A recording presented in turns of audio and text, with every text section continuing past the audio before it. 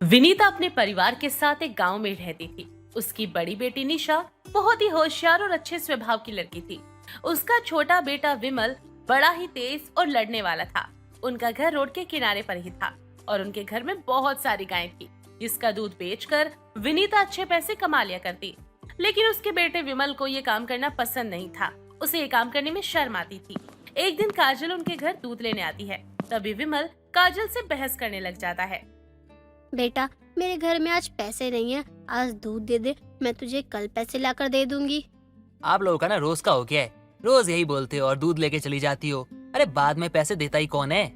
मैं नहीं देने वाला कुछ भी। जब पैसे हो ना तब दूध लेने आना, वरना मत आना। कितना बदतमीज है, तुझे तमीज नहीं है कि बड़ों से कैसे बात करते हैं। काजल और विमल की सारी बातें सुनकर निशा वहाँ पर आ जाती है। निशा गुस्से में अपने भाई को डांटती है और उससे बोलती है, तुझे तमीज नहीं है क्या? माँ ने तुझे यही सिखाया है कि बड़ों से ऐसे बात करते हैं। तुझे बड़ों की इज्जत करनी चाहिए, ना कि उनसे ऐसे बात करनी चाहिए। तुम दोनों भाई बहन हो, लेकिन तुम्हारी सोच बिल्कुल अलग है। तू इतनी अच्छी है और ये पता नहीं कितना बदतमीज। आंटी माफ करना, मैं इसकी तरफ से माफी मांगती हूँ। इसने जो भी बोला वो बच्चा समझ के माफ कर दो। कोई बात नहीं बेटा, तू इतने प्यार से बोल रही है तो मैं क्या ही बोलूँ अब। ये सब होने के बाद विमल वहाँ से गुस्से में चला जाता है। दिन गुजरते हैं। विमल काफी लोगों से ऐसी ही बदतमीजियां करता, जिसकी वजह से उनका दूध बिकना कम हो जाता है।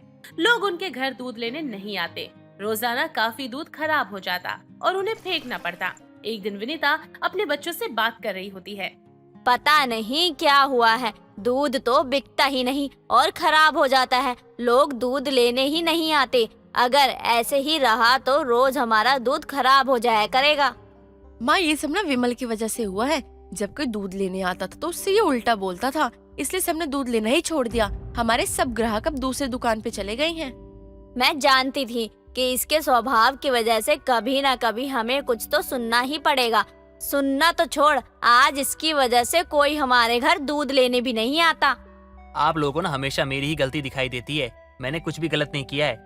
अगर ये काम चल नहीं रहा है तो दूसरा काम करो ना। मैंने तो पहले ही बोला था, मुझे काम पसंद नहीं है, ये नहीं करना है मुझे। अब तुझे नहीं पसंद तो क्या हम भी खाना छोड़ दे? अब तेरी वजह से हमें दूसरा काम करना पड़ेगा। पता नहीं वो काम क्या ही होगा और हम कर भी पाएंगे या नहीं। हम दूसरा काम क्या करेंगे? हमारे घर में तो सिर्फ दूध ही है। उसके अलावा मैंने तो आज तक कोई काम किया भी नहीं है और घर से बाहर जाकर मैं किसी और का काम नहीं कर सकती। माँ, आप परेशान मत होइए, मैं कुछ सोचती हूँ। हम मिलकर कुछ ना कुछ कर ही लेंगे। और रही बात बाहर जाने की, तो हम कुछ ना कुछ काम कर ही लेंगे जिससे बाहर कहीं जाना भी ना पड़े। विनीता बहुत परेशान होती है। एक दो दिन बीतते हैं और एक दिन निशा बाजार जा रही होती है। गर्मी का समय चल रहा था। निशा को गर्मी लगती है। तभी उसकी नजर छाछ की दुकान पर जाती है, जहाँ पर काफी भीड़ होती है। निशा वहाँ पर जाकर छाछ पीती है। निशा वहाँ से घर जाते समय खुद से बात करने लग जाती है। गर्मी का मौसम है और कुछ दिनों से दूध बिक भी नहीं रहा है, तो क्या हम इन दूध का छाछ बनाकर बेच सकते हैं, जिससे हमारा नुकसान भी नहीं होगा और साथ ही साथ हमारी दुकान भी चलेगी। ये सब बातें सोचते हुए निशा बाजार से घर पहुंच जाती है। घर जाकर निशा अपनी माँ को बुलाकर उनसे ये सारी बातें बताने लग जाती है। माँ, मैं ये सोच रही हूँ, क्यों ना हम एक छाछ की दुकान खोल ले। गर्मी का समय है और वैसे भी आजकल तो दूध खराब ही हो रहा है, तो वो भी नहीं होगा खराब। वैसे बोल तो तू ठीक रही है। हमारा घर भी रोड पर है। घर रोड पर होने की वजह से शायद हमारी दुकान ज्यादा अच्छे से चलने लग जाए। आप लोगों को जो करना है ना आप लोग वो करो। वैसे भी मेरी स्कूल की छुट्टी चल रही है, तो मैं भी अच्छे से काम करूंगा, वो भी किसी से बदतमीजी किए बिना। निशा अपनी छाछ की दुकान तो खोल लेती है, लेकिन दुकान पर विमल बैठा करता। लेकिन विमल को बैठा देखकर उनकी दुकान पर कोई नहीं आता। कई दिन गुजरते हैं, लेकिन निशा की दुकान पर सिर्फ एक या दो लोग ही आया करते। तभी एक दिन निशा अपने भाई से बोलती है, इतने दिन हो गए हैं लेकिन फिर भी हमारी दुकान पर बिल्कुल भी लोग नहीं आ रहे हैं। पता नहीं लोग हमारी दुकान पर क्यों नहीं आते हैं। दीदी, मुझे क्या लगता है ना, लोग मुझे देख के दुकान पे नहीं आते। उन्हें लगता होगा अगर वो दुकान पे आएंगे तो मैं फिर से उनके साथ बदतमीजी करूंगा। अच्छा, ऐसा है तो कल से दुकान पर मैं बैठूंगी, फिर देखती हूँ कौन आता है और कौन नहीं। अगले दिन निशा दुकान पर बैठती है, लेकिन फिर भी उनकी दुकान पर कोई नहीं आता। निशा उदास होकर अपने घर को शाम को वापस चली जाती है। कई दिन निकल जाते हैं। रोज उनकी दुकान पर सिर्फ एक या दो ग्राहक ही आया करते। निशा इससे काफी ज्यादा परेशान हो जाती है। एक दिन निशा अपने घर पर उदास बैठी थी। तभी उसकी माँ वहाँ पर आकर उससे बोलती है। क्या हुआ बेटा, तू इतनी परेशानी में क्यों है? कोई बात है क्या? अगर छाछ नहीं बिक रही, कुछ दिनों में हमारा काम चलने लगेगा, तू चिंता मत कर। लेकिन माँ इतने दिन हो गए हैं और कितने दिन से हम यही काम कर रहे हैं। मैं तो परेशान हो गई हूँ इतने दिनों से ही। बेटा तू चिंता मत कर, मैं सोचती हूँ कुछ कि कैसे हमारी दुकान चलेगी। निशा और विनीता आपस में बातें ही कर रहे होते हैं कि तभी उनकी पड़ोसन वहाँ पर आ जाती है। विनीता काजल को अपनी दुकान के बारे में सब कुछ बताती है तो काजल उससे बोलती है। देख विनीता, मैं तेरा दुख समझ सकती हूँ। क्यों ना तू एक काम कर, इतने दिन से तेरा नुकसान हो ही रहा है तो कुछ दिन और सही। तू क्या कहना चाहती है कि मैं अब अपना नुकसान ही करवाती रहूं? मेरे कहने का मतलब वो नहीं है। मैं बोल रही हूँ कि हो सकता है लोग तेरी नई दुकान को देखकर ना आते हो। उनके मन में कई सवाल आते होंगे। तेरी दुकान की छाछ अच्छी है या नहीं है, महंगी होगी, जिसकी वजह से वो तेरी दुकान में आते नहीं होंगे। तो मैं ऐसा क्या करूं कि वो लोग मेरी दुकान पर आने लगे और मेरी दुकान चलने लगे? इतने दिन हो गए हैं, मुझे तो कुछ समझ ही नहीं आ रहा कि क्या करूं। तू ही बता कि मुझे क्या करना चाहिए। तू एक काम कर, कुछ दिन फ्री छाछ दे ताकि तेरी दुकान चलने लगे। जब तेरी दुकान चलने लगे तो फिर पैसे लेने लग जाइयो। माँ आंटी ठीक बोल रही है। इतने दिन नुकसान हुआ है, कुछ दिन और ही सही, बाद में तो ग्राहक बढ़ ही जाएंगे। अगर उन्हें हमारी छाछ अच्छी लगी तो वो बाद में तो और लेने आएंगे ना। अगर तुझे ठीक लगता है तो देखते हैं छाछ फ्री में बेचकर होता क्या है। अगले दिन निशा अपनी दुकान को रोड किनारे ही लगाती है और उसके बाहर बोर्ड पर लिख देती है कि छाछ फ्री में। बोर्ड देखकर एक छोटा बच्चा वहाँ से जा रहा होता है। वो लड़का उसे पढ़ता है। उसे लगता है कि ये ऐसे ही लिखा हुआ है। तभी निशा उस लड़के को आवाज देती है और बोलती है।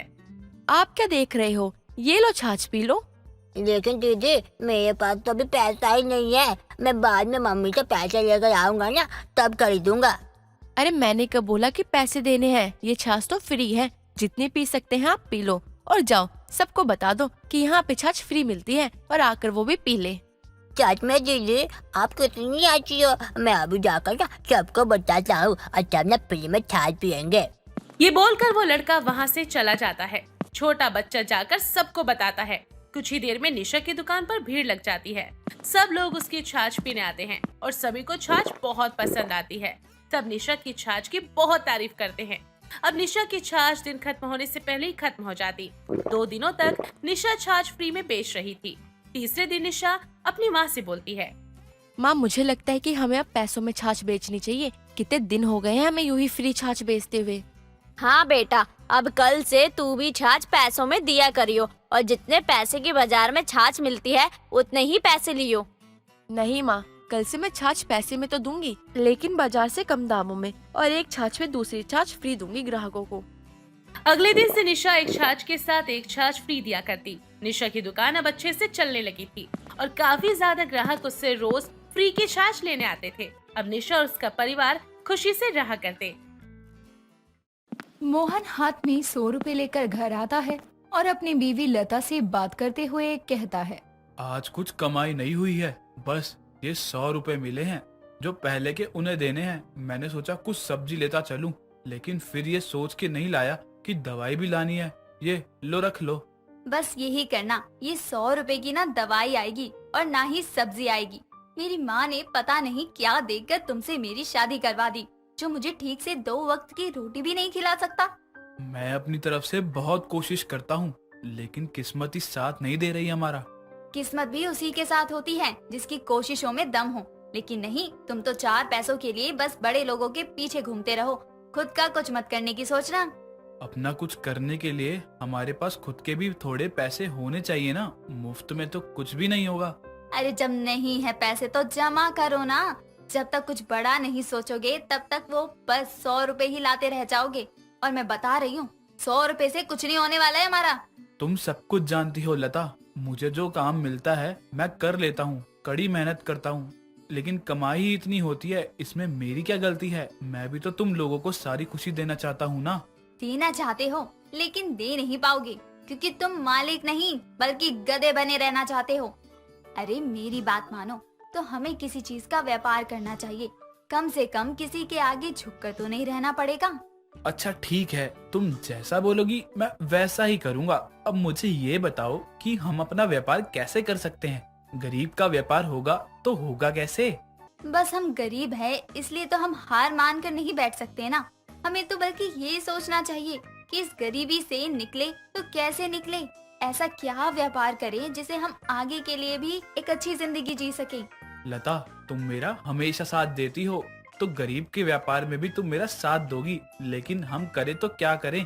वैसे तुम राजमा चावल अच्छा बनाती हो तो हम इसका व्यापार कर सकते हैं, लेकिन पैसों का जुगाड़ तो हो सकता है। मेरे पास मेरी सोने की बालियां हैं जो मुझे मेरे मायके वालों ने दी थी। हम उसे बेचकर अपना व्यापार शुरू कर सकते हैं।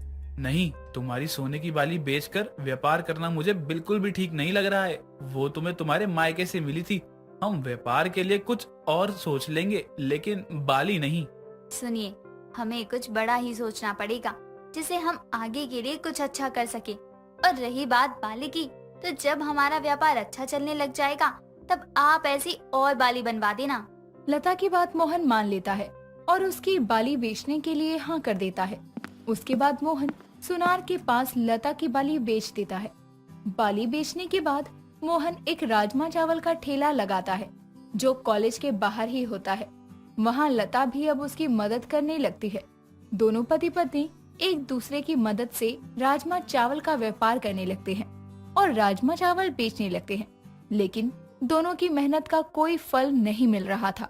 पूरा दिन निकलने को था और एक भी ग्राहक नहीं आया था। ये देखकर मोहन लता से बोलता है, हमने अपना व्यापार करके ठीक तो किया ना, क्योंकि पूरा दिन निकलने को है और अब तक एक भी ग्राहक नहीं आया है। ऐसे ही चलता रहा हमें तो और भी नुकसान होगा। अभी तो काम शुरू ही किया है और ऐसा तो हो नहीं सकता ना कि काम खुलते के साथ ही आगे बढ़ने भी लग जाए। थोड़ा समय तो हर किसी को लगता ही है। सब्र का फल मीठा होता है और समय भी लगता है। हाँ, लेकिन समय की वजह से अपने इस व्यापार में लगाए हुए पैसे भी डूब गए तो, और अगर हमारा राजमा चावल नहीं बिका तो ये भी खराब जाएगा ना। खराब क्यों हो जाएगा? हम जैसे कितने ही गरीब लोग हैं जो रोज भूखे सोते हैं। हम ये राजमा चावल खुद भी खाएंगे और उन्हें भी खिला देंगे।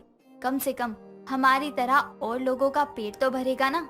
और हमारा व्यापार का क्या? हम कोई अमीर नहीं है कि गरीबों में दान करे। हम भी गरीब ही हैं जो दान में चीजें लेते हैं। उस दिन 100 रुपए को देखकर इतना कलेश किया और अब इतना बड़ा दिल। ऐसा नहीं है, मैं बस इतना ही कह रही हूँ कि हर काम को बढ़ने में समय लगता है और हमें समय देना चाहिए। और जब तक समय दे रहे हैं तब तक ये बचा हुआ राजमा चावल हम हमारी तरह गरीबों को दे देंगे। मुझे तो कुछ समझ ही नहीं आ रहा है कि तुम व्यापार कर रही हो या दान कर रही हो। मोहन तो बस इतना चाहता था कि वो जितना जल्दी हो सके तरक्की कर ले। लेकिन उसी जगह लता थी जो सब्र के साथ काम कर रही थी। कुछ दिन निकल जाते हैं और गिनती के 2-4 ही ग्राहक आते हैं, लेकिन कुछ खास कमाई नहीं हो रही थी। कुछ दिनों बाद लता अकेले ही राजमा चावल के ठेले पर थी। तभी एक अभय नाम का लड़का आता है और कहता है, एक प्लेट गर्मा गर्म राजमा चावल लगा दो, मुझे बहुत जोरों की भूख लग रही है। जी बस 5 मिनट रुकिए, मैं अभी देती हूँ। लता जल्दी से अभय को राजमा चावल देती है। अभय को जोरों की भूख लगी थी, इसीलिए वो जल्दी जल्दी राजमा चावल खाने लगता है। अभय लता को राजमा चावल के पैसे देते हुए बोलता है, आपके राजमा चावल में तो अलग ही स्वाद था, सच में बहुत ही अच्छा था, खाकर तो मजा ही आ गया। जी शुक्रिया। आपको अच्छा लगे तो आप भी रोज आया करो, अपने दोस्तों को भी लाया करो। मुझे अपने दोस्तों को यहाँ लाने की क्या जरूरत है? आपके राजमा चावल है ही इतने अच्छे कि लोग खुद ब खुद यहाँ पे खींचे आएंगे और उनके साथ साथ और भी लोग आते जाएंगे। आप भी तो अकेले ही आए हैं ना भाई साहब, ऐसे ही और भी कोई आता होगा तो क्या पता अकेले ही आए, और 1-2 लोगों के आने से काम थोड़ी चलता है। आपकी बातों से तो यही लग रहा है कि राजमा चावल जो इतना अच्छा होता है उसे लेने के लिए लोग कमाते हैं और इसलिए आपका धंधा मंदा चल रहा है, यही बात है ना? अपना व्यापार ये सोच कर शुरू किया था कि आज नहीं तो कल कुछ ना कुछ तो अच्छा होगा ही, लेकिन ऐसा कुछ भी नहीं हुआ। मुझे तो यही लगने लगा है कि मेरे पति ही ठीक बोल रहे थे। अरे इतना निराश क्यों हो ना, मेरे पास एक आइडिया है। आप ना कॉलेज के अंदर जाके ना परमिशन ले लो और राजमा चावल का पैकेट बनाकर स्टॉल लगाओ। आपको नहीं पता लेकिन यहाँ के ना पेन गैस में ना बहुत सारे बच्चे रहते हैं। आपका राजमा चावल बहुत खरीदेंगे वो, और इससे 2 काम हो जाएंगे। पेन गैस बच्चों को राजमा चावल मिल जाएगा खाने को और आपका धंधा भी चल जाएगा। अभय की बात सुनकर लता अपने राजमा चावल लेकर कॉलेज में जाती है और वहाँ की डीन से स्टॉल खोलने की बात करती है। डीन से परमिशन तो नहीं मिलती। लता वहाँ से मुंह लटकाकर जा रही थी, तभी कॉलेज की डीन मिसेस उर्मिला देसाई उसके पास आती है और कहती है, देखिए, मैंने आपके हाथ के बने राजमा चावल खाए, मुझे घर का स्वाद आया उसमें, पर मैं आपको कॉलेज कैंटीन में तो राजमा चावल बेचने की परमिशन नहीं दे सकती। लेकिन हाँ, आप यहाँ खुद का एक अलग स्टॉल लगा सकती हैं। अगर 15 दिन में आपका स्टॉल अच्छे से चल गया तो आप यहाँ परमानेंट स्टॉल लगा सकती हैं। जी धन्यवाद आपका, मैं पूरी कोशिश करूंगी। लता ये सारी बातें घर जाकर अपने पति मोहन को बताती है। ये सब सुनने के बाद मोहन और लता और भी ज्यादा मेहनत करने लगते हैं और अपने व्यापार पर भी ध्यान देने लगते हैं। धीरे धीरे दिन निकलते हैं और 15 दिन कैसे निकल जाते हैं पता ही नहीं चलता। 15 दिन बाद लता और मोहन दोनों एक साथ उर्मिला के पास जाते हैं और लता कहती है, मैडम 15 दिन निकल चुके हैं और हमने बहुत मेहनत की, हमारी तरफ से कोई कमी नहीं थी। अब आप ही बता दीजिए कि बच्चों का फीडबैक क्या रहा। मेहनत का फल तो हमेशा ही मीठा रहा है, तो आपकी मेहनत कैसे बेकार जाती। बच्चों को आपके राजमा चावल बहुत पसंद आए हैं। उर्मिला लता और उसके पति को कॉलेज में ही अपने राजमा चावल का व्यापार करने की इजाजत दे देती है। प्रियंका अपने कमरे में बैठी होती है और खुद से बात करते हुए कहती है, आज तो माँ भी घर पर नहीं है, मुझे इतनी ज्यादा भूख लग रही है। अब कुछ बनाऊंगी तो उसमें बहुत ज्यादा टाइम लगेगा, इससे अच्छा जाती हूँ, जो मिल जाएगा वही खा लूंगी। इतना बोलकर प्रियंका रसोई में जाती है और इधर उधर खाने के लिए कुछ देखने लगती है। खाने के लिए प्रियंका को कुछ भी नहीं दिखता, बस रात के बचे हुए चावल ही थे। चावलों को देखकर प्रियंका कहती है, अब क्या करूँ मैं, भूख तो लग रही है, चावल ऐसे ही खाए भी नहीं जाएंगे और कुछ बनाने लगी तब तक तो भूख से जान ही चली जाएगी। इससे अच्छा तो यही है कि मैं जीरे का तड़का देकर जीरा राइस ही बना लूं। प्रियंका को इतनी ज्यादा भूख लग रही थी कि वो बचे हुए चावलों में जीरे का तड़का लगा देती है और जीरा राइस बना लेती है। जीरा राइस बनाने के बाद प्रियंका जीरा राइस को लेकर अपने कमरे में जाती है और बहुत ही मजे से खा रही होती है। धीरे धीरे करके सारे चावल वो खत्म कर देती है। बस थोड़ा सा 1 या 2 चम्मच ही बचा होता है, तभी उसकी माँ सुलोचना आ जाती है। सुलोचना सीधा प्रियंका के कमरे में जाती है। जीरे वाले चावल खाता हुआ देखकर कहती है, अरे वाह, आज तो तूने खुद ही चावल बना लिए। मुझे तो लगा था कि तू भूखी मर जाएगी, लेकिन अपना आलस को नहीं त्यागेगी। आज सूरज कहाँ से निकल गया। बनाया तो आज भी नहीं है मैंने, वो तो बस कल रात के चावल बचे थे तो मैंने जीरे वाले चावल बना दिए। लेकिन अब तो मुझे यही लग रहा है कि जीरे वाले चावल से ज्यादा अच्छा तो कुछ हो ही नहीं सकता। मैं सही सुन रही हूँ ना कि तुझे खाने में कुछ पसंद आया, वरना तो तू हर चीज में कोई ना कोई नुक्स निकालती ही रहती है। और अब तू बोल रही है कि तुझे जीरे वाले चावल पसंद आ गए। हाँ माँ, काफी ज्यादा अच्छे हैं।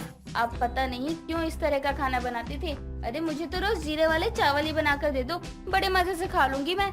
चल, तू इतनी खुश है तो एक काम कर, आज खाना तू ही बना दे। मैं सत्संग में गई थी, बहुत थक गई, पैरों में भी दर्द हो रहा है। इस बहाने तू भी कुछ काम कर लेगी ना। सुलोचना और अपने लिए प्रियंका वापस से चावल बनाती है और उसे तड़का देकर जीरे वाले चावल बना लेती है। प्रियंका ने एक बार ही खाए थे जीरे वाले चावल, लेकिन उसे इतनी ज्यादा पसंद आए कि वो अब हर दूसरे तीसरे दिन जीरे वाले चावल ही बनाने लगती है। सुलोचना अपनी बेटी की शादी एक अद्विक नाम के लड़के से करवा देती है। शादी की पहली रात सुहाग रात के समय अद्विक प्रियंका से कहता है, वैसे तो हमारी अरेंज मैरिज हुई है, लेकिन मैं ये चाहता हूँ कि हम दोस्त भी बन जाएं। एक हमसफर अगर दोस्त बन जाए तो जिंदगी का सफर आसान हो जाता है। हाँ, आपने मेरे मन की बात बोल ही दी है, तो बताओ आपको क्या क्या पसंद है। वो कहते हैं ना लेडीज फर्स्ट, तो तुम बताओ कि तुम्हें खाने में क्या पसंद है, सबसे अच्छा बनाना क्या आता है, अपने बारे में सब बताओ। मुझे छोटी छोटी हर बात जाननी है तुम्हारी। मुझे तो सबसे ज्यादा अच्छे खाने में जीरे वाले चावल लगते हैं और मुझे वही अच्छा लगता है बनाने में भी। अच्छा, तो मैडम जी अगर आप गुस्सा हो गई तो आपका मुंह बस जीरे वाले चावल ही खोल सकते हैं। चलो और कुछ बताओ अपने बारे में, और क्या पसंद है तुम्हें? मुझे तो बस जीरे वाले चावल ही बहुत पसंद है, सेकंड ऑप्शन तो कुछ है ही नहीं मेरे लिए। आप बताओ आपको क्या पसंद है, मेरे और आपकी दोनों की ही पसंद बहुत जरूरी है ना। अद्विक और प्रियंका इसी तरह काफी देर तक बातें करते रहते हैं। अगले दिन प्रियंका की पहली रसोई होती है। प्रियंका सुबह सुबह खाना बनाने में लग जाती है। खाना तो काफी बनाया होता है, लेकिन खाने में प्रियंका ने जीरे वाले चावल भी बनाए थे। सारा खाना प्रियंका नाश्ते की टेबल पर लगा देती है। कुछ देर बाद प्रियंका की सास नीलम आती है और खाना देखकर प्रियंका से कहती है, बहू, पूरी सब्जी तो ठीक है, मीठा भी पहली रसोई में बनाया जाता है तो वो भी ठीक है, लेकिन तूने सुबह के समय चावल क्यों बना दिए? हमारे घर में बस एक ही समय चावल बनते हैं। माँ जी, ये बस चावल नहीं, जीरे वाले चावल हैं। मुझे बहुत ही पसंद है। मुझे तो लगा आप लोगों को भी पसंद आएंगे, तो बस मैंने यही सोचकर सबके लिए जीरे वाले चावल बना दिए। बात तो एक ही है ना बहू, चावल में जीरा मिला दिया तो हो गए ना जीरे वाले चावल। माँ जी, मैंने बड़े ही मन से बनाया है, आप मना मत करो ना। चल बहू, आज तेरी पहली रसोई है, इसीलिए मैं कुछ नहीं बोल रही हूँ, लेकिन आगे से ध्यान रखियो कि हमारे घर में दिन में ही बस एक बार चावल बनते हैं, वो भी रात के समय। ठीक है माँ जी, मैं आगे से ध्यान रखूंगी और अब से दिन में एक ही बार चावल बनाऊंगी। प्रियंका अपनी सास की बात मान लेती है और रात के समय ही चावल बनाती थी। लेकिन प्रियंका को जीरा राइस इतना ज्यादा पसंद था कि वो पतीला भर कर बना लेती है। कुछ दिनों तक तो नीलम कुछ नहीं कहती, लेकिन कुछ दिनों बाद रात के समय अद्विक, नीलम और प्रियंका तीनों एक साथ खाना खाने बैठते हैं। प्रियंका ने फिर से बहुत सारे जीरा राइस बनाए होते हैं।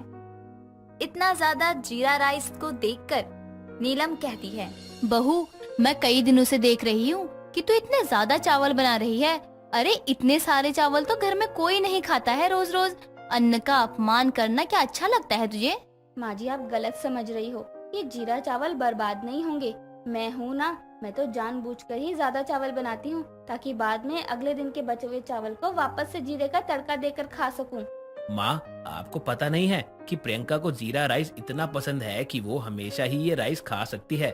क्यों प्रियंका, अब तक तुमने माँ को बताया नहीं क्या ये? अरे बताया है माँ जी को भी मैंने, लेकिन शायद माँ जी के दिमाग से निकल गई होगी बात। माँ जी, आप टेंशन मत लो, आपकी बहू के होते हुए जरा सा भी अन्न बर्बाद नहीं हो जाएगा, ठीक है? लेकिन प्रियंका, मुझे भी लगता है कि तुम बहुत ज्यादा ही जीरा राइस खाती हो। अरे रोटी भी खा लिया करो, चावल तो बस पेट ही फुलाते रहते हैं और रोटी में फाइबर ज्यादा होता है। यही तो मैं भी समझाना चाहती हूँ कि कोई चीज एक लिमिट में ही अच्छी लगती है, ना कि इतनी ज्यादा। और वैसे भी चावल तो आसानी से मिल जाते हैं, तो कम ही खाना चाहिए ना हमें। माँ जी, जो चीज आसानी से मिल जाए हम उसकी कदर करना क्यों छोड़ देते हैं, बल्कि हमें तो वो और भी खानी चाहिए ना। जैसे मैं खाती हूँ जीरा राइस, आपको भी अपनी पसंदीदा चीज खानी चाहिए। अरे तुम समझ ही नहीं रही हो हमारी बात कि हम तुम्हें क्या समझाना चाहते हैं। तुम्हें जीरा राइस खाने हैं तो खाओ, जी भर के खाओ, लेकिन अपनी सेहत को नजरअंदाज मत करना। आप लोग ही जो नजर लगा रहे हो। अरे मैं बिल्कुल फिट एंड फाइन हूँ, मेरी चिंता मत करो। छोड़ अद्विक, इस मंद बुद्धि को समझाने का कोई फायदा नहीं है, ये करेगी तो अपने मन की ही। प्रियंका किसी की भी बात नहीं सुनती और सबकी बात काट देती है। धीरे धीरे दिन निकल जाते हैं और प्रियंका का जीरा राइस खाना छूट ही नहीं रहा था। धीरे धीरे प्रियंका का वजन भी काफी ज्यादा बढ़ गया था। वो बहुत ही मोटी हो गई थी, लेकिन फिर भी जीरा राइस वो खाती रहा करती। कुछ दिनों बाद नीलम की पड़ोसन जानकी उसके घर आती है और दोनों बातें कर रहे होते हैं। प्रियंका दोनों के लिए चाय नाश्ता लेकर आती है। प्रियंका को इतनी ज्यादा मोटी देखकर जानकी कहती है, अरे नीलम, तेरी बहू कहाँ है और ये कौन भैंस आ गई तेरे घर में? इसे तो मैंने यहाँ पहले कभी नहीं देखा। यही तो मेरी बहू है। वो क्या है ना, मेरी बहू को जीरा राइस बहुत ज्यादा पसंद है, तो बस राइस और जीरा ही दिख रहा है अब इसके शरीर में। क्यों बहू, बता जानकी को। अरे ये क्या, ये तेरी बहू कम पर तेरी सास ज्यादा लग रही है।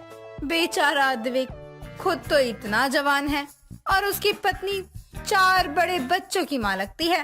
साथ में आने जाने में भी उसे शर्म आती होगी। नहीं नहीं, मेरे बहू को मोटापे से कोई दिक्कत नहीं है।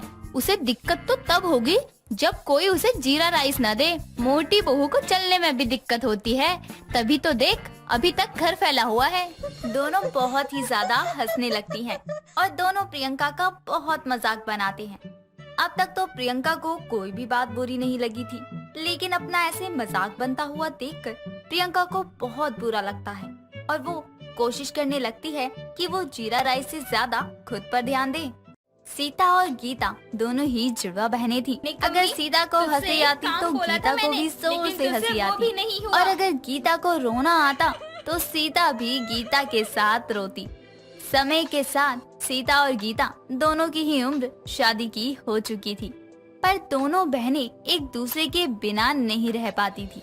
बस इसलिए सीता और गीता के माता पिता उन दोनों के लिए एक ही घर में रिश्ता ढूंढना शुरू कर देते हैं, लेकिन उन दोनों के लिए कहीं भी कोई रिश्ता नहीं मिलता। बस इसी बात से परेशान सीता और गीता की माँ अपने सर पर हाथ रखकर अपने पति से कहती है, अजी हमारी बेटियां अब शादी लायक हो चुकी हैं, पर उनके लिए तो कहीं भी रिश्ता नहीं मिल रहा है। मुझे तो बहुत चिंता हो रही है इनकी शादी की। भाग्यवान, चिंता करने से क्या होगा? तुम तो जानती ही हो ना, चिंता चिता के समान होती है। अरे क्या चिंता करने से हमारी बेटी के लिए रिश्ता मिल जाएगा? नहीं ना, तो फिर क्यों चिंता कर रही हो? पर समय के साथ इनकी शादी हो जाए यही सही है, नहीं तो इनकी बढ़ती उम्र के साथ कौन इनसे शादी करेगा। वो दोनों आपस में बात कर ही रहे थे, तभी उनकी दोनों बेटियां उनकी बातें सुनते हुए उनके पास आती हैं और दोनों समझाते हुए कहती हैं, माँ अब हमारी चिंता मत करो, हमारी शादी जब लिखी होगी ना तब हो जाएगी। हाँ माँ, सीता बिल्कुल सही बोल रही है, और वैसे भी चिंता लेने से ना तो हमारी शादी हो जाएगी, ना ही कोई अच्छे घर से रिश्ता आएगा। दोनों बेटियों की बात सुनकर उनकी माँ उन्हें गले लगा लेती है। समय गुजरता है और एक दिन एक पंडित सीता गीता के घर आते हैं और उनके माता पिता से कहते हैं, जजमान, जैसा घर और वर आप चाहते थे हमारी बेटी के लिए, बिल्कुल वैसा ही घर और वर ढूंढ कर लाया हूँ। ये तो बहुत अच्छी बात है पंडित जी। वैसे लड़का करता क्या है? और वो दोनों एक ही घर के हैं ना? जजमान, मैंने भी आपको बोला कि जैसा घर और वर आपको चाहिए था वैसा ही घर और वर ढूंढ कर लाया हूँ। और हैरानी की बात पता है क्या है? जैसे हमारी बेटियां हूबहू एक जैसी हैं, ठीक वैसे ही दोनों लड़के भी एक जैसे हैं, वो भी हूबहू, शकल से भी, बातों से भी, आवाज से भी बिल्कुल एक जैसे। अरे वाह, ये तो बहुत ही अच्छी बात है। अगर आपको ये रिश्ता मंजूर है तो मैं भी इस रिश्ते की बात आगे बढ़ाऊं। हाँ हाँ पंडित जी, बिल्कुल बढ़ाओ। एक तो इतनी मुश्किल से हमें एक घर में 2 लड़के मिले हैं, अब अगर हमने इनसे भी बात नहीं की तो कहीं ऐसा न हो कि ये रिश्ता हमारे हाथों से चले जाए। अब क्या था, पंडित सीता और गीता की शादी की बात आगे बढ़ाते हैं और बहुत जल्द अब सीता की शादी मोहन और गीता की शादी सोहन से हो जाती है। यहाँ से शुरू होती है सीता और गीता की नई जिंदगी। सीता और गीता अपने कमरे में घूंघट में अपनी सेज पर बैठी होती हैं। तभी गीता के पास मोहन आ जाता है और सीता के पास सोहन। गीता का हाथ पकड़कर मोहन उससे कहता है, तुम्हें पता है जैसे तुम दोनों बहनें एक जैसी हो ना, ठीक उसी तरह से हम दोनों भाई भी हैं। हमारी आवाज, हमारी शक्ल, सब कुछ हूबहू एक जैसा ही है। भगवान ने हमारी शादी भी करवाई तो कैसे, जो हमारी तरह ही है। सीता, मैं सच में तुम्हें पाकर बहुत खुश हूँ। मोहन की बात सुनकर गीता उसके हाथों से अपना हाथ छुड़वा लेती है। ये देखकर मोहन उससे कहता है, क्या हुआ सीता, तुमने मुझसे अपना हाथ क्यों छुड़वा लिया? क्योंकि मैं सीता नहीं गीता हूँ। गीता की ये बात सुनकर मोहन पीछे हट जाता है और कहता है, तो तुम अगर गीता हो तो तुम मेरे कमरे में क्या कर रही हो? मेरी पत्नी सीता कहाँ है? मुझे क्या पता ये तुम्हारा कमरा है, अगर मुझे पता होता तो मुझसे ऐसी गलतफहमी होती ही नहीं। अगर तुम यहाँ हो तो इसका मतलब सोहन के पास सीता है। मुझे अभी सोहन के पास जाना पड़ेगा। जहाँ मोहन गीता से बात कर रहा था तो वहीं सीता और सोहन एक साथ बैठे हुए थे। सोहन सीता का घूंघट उठाता है और उसकी आंखों को देखकर वो उससे कहता है, गीता, सच में तुम्हारी आंखें कितनी सुंदर है। तुम्हारी इतनी सुंदर आंखें देख के तुम्हारी आंखों में खो जाने का मन कर रहा है। सच में तुम तो बहुत सुंदर हो। मोहन, सच कहूँ तो जब मैंने तुम्हें पहली बार देखा था तब मुझे भी तुमसे प्यार हो गया था। एक मिनट गीता, मैं मोहन नहीं हूँ। हाँ तो मैं भी गीता नहीं हूँ। सोहन अब जल्दी से अपने कमरे का दरवाजा खोलता है और अपने कमरे के बाहर आता है, जहाँ वो देखता है मोहन भी उसके पास ही आ रहा है और उसके पीछे गीता भी है। ये देखकर सोहन मोहन से कहता है, थैंक गॉड मोहन कि तुम यहाँ हो। हाँ, और अच्छा हुआ समय रहते तुमने दरवाजा खोल दिया, पर मुझे ये समझ नहीं आ रहा है कि तुम दोनों अपना कमरा कैसे भूल सकती हो। मोहन जी, हमें यहाँ आए हुए अभी एक दिन भी नहीं हुआ और तो और हमें अपने कमरे तक कोई लेकर भी नहीं आया। इसमें गलतफहमी नहीं होगी तो क्या होगी? ऐसे में गलतफहमी होना तो जायज ही है ना। हाँ, सीता बिल्कुल सही बोल रही है। वो सभी आपस में बात कर ही रहे होते हैं कि तभी वहाँ पर गीता और सीता की सास कुंती भी आ जाती है और उनको इस तरह से बाहर देखकर वो कहती है, तुम चारों ये इस तरह झुंड बना करके बाहर खड़ी हो, तुम सभी को नींद नहीं आ रही है क्या? माँ, नींद कैसे आएगी? हमारी पत्नी ही हमारे पास नहीं थी। क्या मतलब? मैंने दोनों बहुओं को उनके कमरे दिखा तो दिए थे।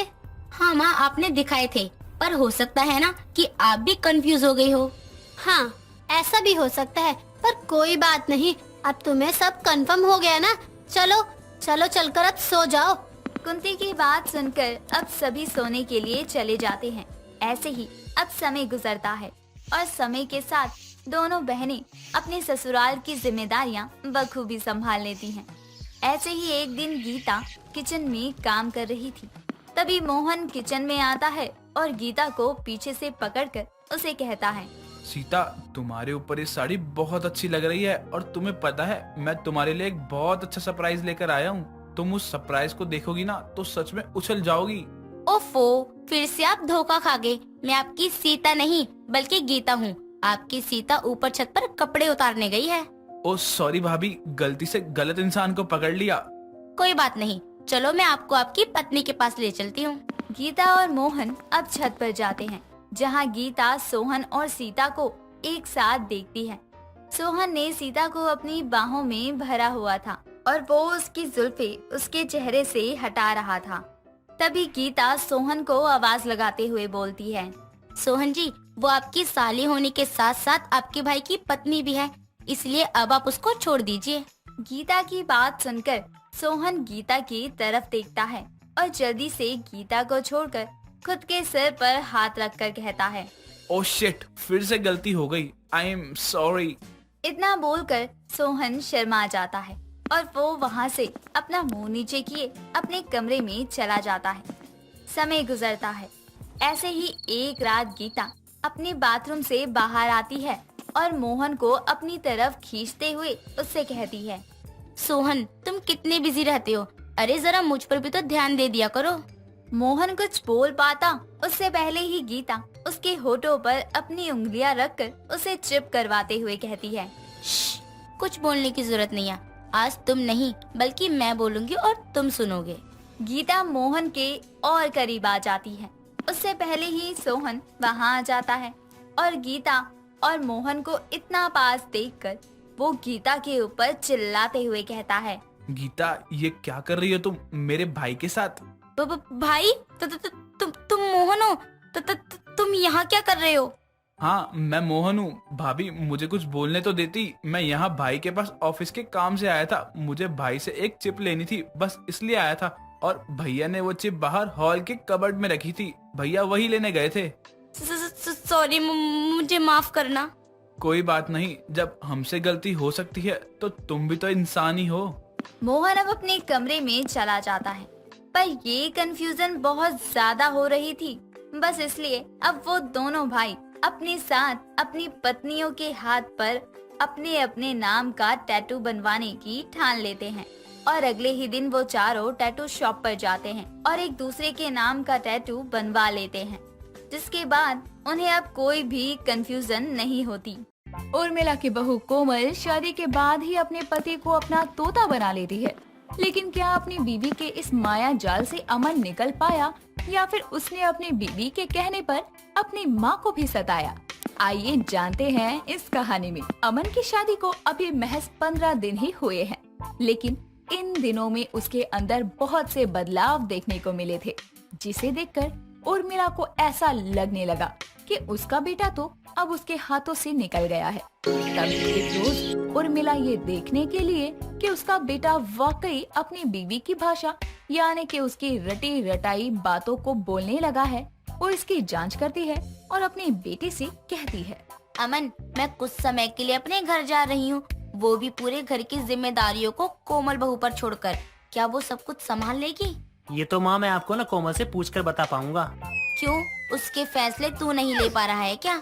माँ वो अभी नहीं है इस घर में, क्या फायदा मैं कह दूं और वो इस घर की जिम्मेदारी संभाल लेगी, लेकिन वो नहीं कर पाई तो दिक्कत होगी ना माँ। अपने बेटे अमन की ये बात सुनने के बाद उर्मिला अपने मन में सोचती है, मैं सही ही सोच रही थी, ये तो अभी से अपनी बीबी का मिट्ठू बन गया है, बिल्कुल रट्टू तोते की तरह, उसकी बात ही गाएगा अब तो। तभी देर शाम उर्मिला अपनी बहू कोमल से कहती है, बहू, तुझे अमन ने कुछ बताया क्या? हाँ माँ, बताया था कि आपने कहा है कि आप कहीं जा रहे हो और मुझे घर की जिम्मेदारियाँ संभालनी है। तो क्या सोचा है तूने? वो आपको अमन बता देंगे। कुछ समय बाद अमन खुद ही हॉल में टीवी देख रही अपनी माँ उर्मिला से जाकर कहता है, माँ मैं घर तो संभाल लूंगी, लेकिन घर की चाबी मुझे देकर जाएं, तब मैं घर संभालने के लिए तैयार हूँ। जो तेरी बीबी ने तुझे चाबी भर के कही, वो ही तू मुझे यहाँ आकर कह रहा है, जोरू का मिट्ठू तोता? माँ उसने जो कहा वही मैंने आपसे कहा। उर्मिला कहीं जाने वाली नहीं थी, वो तो जांच रही थी कि क्या सच में उसका बेटा अपनी जोरू का रट्टू तोता बन गया है। और ये तो सच था।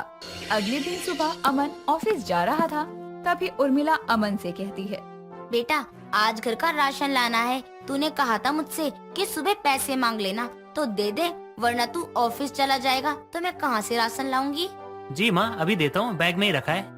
ये बोलकर जैसे ही अमन अपने बैग में से पैसे निकालने लगता है, वैसे ही कोमल ये देख लेती है और अपने पति को कहती है, अमन, ओ अमन, जरा इधर तो आना। हाँ हाँ अभी आया। अब क्या था? कोमल अमन को प्यार से बुलाकर उससे कहती है, जाओ और अपनी माँ से कहना मेरे पास पैसे नहीं है और मेरी अब शादी हो गई है, कल को बच्चे होंगे तो मैं उनकी जरूरतों को कैसे पूरा कर पाऊंगा। तभी अमन अपने कमरे से बाहर आता है और अपनी माँ को यही शब्द कहता है जो कि उसकी बीवी ने कहा था, जाओ और अपनी माँ से कहना कि मेरे पास ना पैसे नहीं है, मेरी भी ना शादी हो गई है, कल को बच्चे होंगे तो मैं उनकी जरूरतें कैसे पूरी कर पाऊंगा। जोरू का रट्टू तोता बोला, चल ठीक है, जा तू ऑफिस। देर शाम उर्मिला से मिलने पड़ोसन कमला आती है और उर्मिला को देखकर कहती है, क्या हुआ तुझे आज तो इतनी उदास क्यों है? क्या बताऊं विमला, मेरा बेटा तो रट्टू तोता बना फिर रहा है अपनी बीवी के आगे पीछे, मेरी तो एक बात नहीं मानता। जब से इसकी शादी हुई है, जो वो बोलती है वही करता है, उठ तो उठ, बैठ तो बैठ, क्या करूं मैं? शादी के बाद तो सब बदल ही जाते हैं उर्मिला, ये कौन सी बड़ी बात है? लेकिन मेरा बेटा बदला थोड़ी है, ये तो अपनी बीबी की बातें रट रहा है। कुछ देर में कमला वहाँ से चली जाती है। देर रात तक कोमल खाना नहीं बनाती, तब उर्मिला अपनी बहू से कहती है, बहू आज खाना नहीं बनाएगी क्या? रात के 9 बज रहे हैं। नहीं माँ जी, आपका सुबह वाला खाना होगा ही, आप वो खा लेना। अमर और मेरा खाना हमने बाहर से ऑर्डर किया है। ठीक है, मैं खा लूंगी सुबह वाला खाना ही। देर रात ऑर्डर आता है और अमन और कोमल के खाने के बाद जो भी प्लेट में बचता है, उसे कोमल अमन के कहने पर उसकी सास उर्मिला को भिजवाती है। तभी अमन भी झूठी प्लेट लेकर अपनी माँ के कमरे में जाता है और अपनी माँ को खाना देते हुए कहता है, ये माँ को दे आओ, बचा हुआ खाना बर्बाद होने से अच्छा है ना कि वो बुढ़िया खा लेगी। ये सुनकर उर्मिला की आंखों में आंसू आ जाते हैं, वो रोते हुए सो जाती है। अगली सुबह उर्मिला अपने बेटे अमन से कहती है, अमन बहू को देख, चाय बना ली हो तो मुझे दे दे, मेरे सर में बहुत दर्द है। ठीक माँ, अभी कहता हूँ। माँ की बात लेकर अमन अपनी पत्नी के पास जाता है और माँ को चाय देने के लिए कोमल से कहता है। तभी कोमल अमन से कहती है, अपनी माँ को जाकर बोल दो मैं उसके बाप की नौकर नहीं हूँ जो काम छोड़कर चाय देने जाऊंगी, खुद किचन में आकर बना ले। अमन भी थोड़े समय बाद अपनी माँ के पास जाता है और अपनी माँ से वही बात कहता है, अपनी माँ को जाकर बोल दो मैं उसके बाप की नौकर नहीं हूँ जो काम छोड़कर चाय देने जाऊंगी, खुद किचन में आकर ना बना ले। जोरू का रट्टू तोता फिर से बोला, जा बेटा, तेरी कोई गलती नहीं है इसमें, गलती तो मेरी है जो तुझे तेरे पैदा होने पर मामा बोलना नहीं सिखाया, क्योंकि तू तो पैदा होते ही नर्स पर लाइन मारने लग गया था और उसी में समझ आ गई थी कि ये मेरे हाथों से निकल चुका है। उर्मिला अपनी बहू के ड्रामे से परेशान हो चुकी थी, क्योंकि कोमल अमन को उर्मिला के खिलाफ कर चुकी थी। ऐसे में एक रोज कोमल मार्केट जा रही थी, तभी वो अमन से कहती है, जाओ और जाकर अपनी माँ से कह दो कि हमें मार्केट से आने में लेट होगा और जब तक हम आएंगे तब तक माँ खाना बनाकर रख ले। अमन भी अपनी पत्नी की बात रटने के लिए अपनी माँ के पास जाता है और अपनी माँ को माँ कहने से भी पहले कहता है, जाओ और जाकर अपनी माँ से कह दो कि हमें मार्केट से आने में लेट हो जाएगा और जब तक ना हम आएंगे तब तक माँ खाना बना के रखे। जोरू का रट्टू तोता फिर से बोला, मेरे बेटे, तुझे तो तेरी बीबी मुजरा भी करवाएगी तो तू पैरों में अपने घुंघरू बांध कर कहेगा, बताओ अब नाचना है या गाना है? अपने बेटे की ऐसी बात सुनकर उर्मिला मन में सोचती है। मैं अपने बेटे को समझा तो सकती नहीं, और मेरी बहू अच्छे घर की होती तो मेरे खिलाफ मेरे बेटे को नहीं भड़काती। अब तो बस भगवान पर ही भरोसा है। अगले दिन सुबह सुबह कोमल अपने पति को उठाते हुए कहती है, जाओ और जाकर अपनी माँ से कहो आज मुझसे कुछ नहीं होने वाला है, मेरी तबीयत ठीक नहीं है। अब रट्टू तोता चला अपनी बीवी का मैसेज ट्रांसफर करने और अपनी माँ को उठाते हुए अमन कहता। उससे पहले ही उर्मिला बोल पड़ती है। बोल बेटा, आज अपनी बीवी का कौन सा संदेश लेकर आया है मुझ तक पहुंचाने के लिए? जाओ और जाकर अपनी माँ से कह दो कि आज मुझसे कुछ नहीं होने वाला है, मेरी तबीयत ठीक नहीं है। फिर सुबह सुबह उसके ड्रामे शुरू हो गए। अब जा जो रुके रट्टू तोता, जा। तेरी बीवी को और कोई संदेश भिजवाए तो मेरे पास ही आएगा, जा, वरना सुबह सुबह मुजरा करवाने लगेगी तुझसे वो। कुछ समय बाद कमला का उर्मिला से मिलने आना होता है। तभी उर्मिला अपने बेटे को कहती है, अमन जा, बहू को कह दे 2 कप चाय बना लेगी, कमला आई है। जी माँ, मैं अभी बोल देता हूँ कोमल को। जैसे ही अमन कोमल को चाय बनाने के लिए बोलने जाता है, वैसे ही कोमल उसे रटवा कर भेजती है। माँ को कह दो मैं चाय नहीं बनाने वाली हूँ, और ये कमला आंटी को कोई काम नहीं है क्या, रोज रोज आ जाती है। उर्मिला, ये अमन क्या कह रहा है? तेरी बहू ऐसे बोलती है क्या मेरे बारे में? कमला बैठ, गुस्सा क्यों हो रही है? मैंने तुझे बताया था ना कि ये उसकी बोली नहीं है, ये इसकी बीवी बोलती है। ये अपने जोरू का तोता है, जो कहती है बस मुझे वही आकर कह देता है। तेरी बहू को तो मैं देख लूंगी। कुछ समय बाद अमन अपनी पत्नी कोमल को अपनी माँ से फोन पर बातें करते हुए सुनता है। माँ, जैसा आपने कहा मैंने वैसे ही अमन को अपने वश में कर लिया है और उसे जो मैं कहती हूँ वो वही करता है, अपनी माँ की तो एक नहीं सुनता। कोमल को क्या पता कि उसकी ये बात अमन सुन लेगा, लेकिन कुछ समय बाद कोमल अमन से कहती है, अपनी माँ को घर से निकाल दो, मुझे उन्हें अब इस घर में नहीं रखना है। लेकिन अब की बार जो होना था वो किसी को नहीं पता था। अमन कोमल के साथ अपनी माँ के पास जाता है और अपनी माँ उर्मिला से कहता है, अपनी माँ को घर से निकाल दो, मुझे उन्हें अब इस घर में नहीं रखना है। तुम यही चाहती थी ना, लेकिन मैं अपनी माँ को इस घर से निकालने वाला नहीं हूँ। निकलोगी तो तुम अभी के अभी जा सकती हो। तुम याद रखो, तुम मेरे मिट्ठू हो। तुम भी याद रखो, ये मेरा घर है और मुझ में दिमाग है कि कब कैसे क्या करना चाहिए। अमन अपनी बीवी की चाल समझ चुका था, तभी वो अपनी माँ उर्मिला को सपोर्ट करता है। ये देखकर उसकी माँ बहुत खुशी महसूस करती है। दोस्तों, अगर आपको ये कहानी पसंद आई तो इसे लाइक करें, शेयर करें और कमेंट करके बताएं कि कहानी में आपको सबसे अच्छा क्या लगा।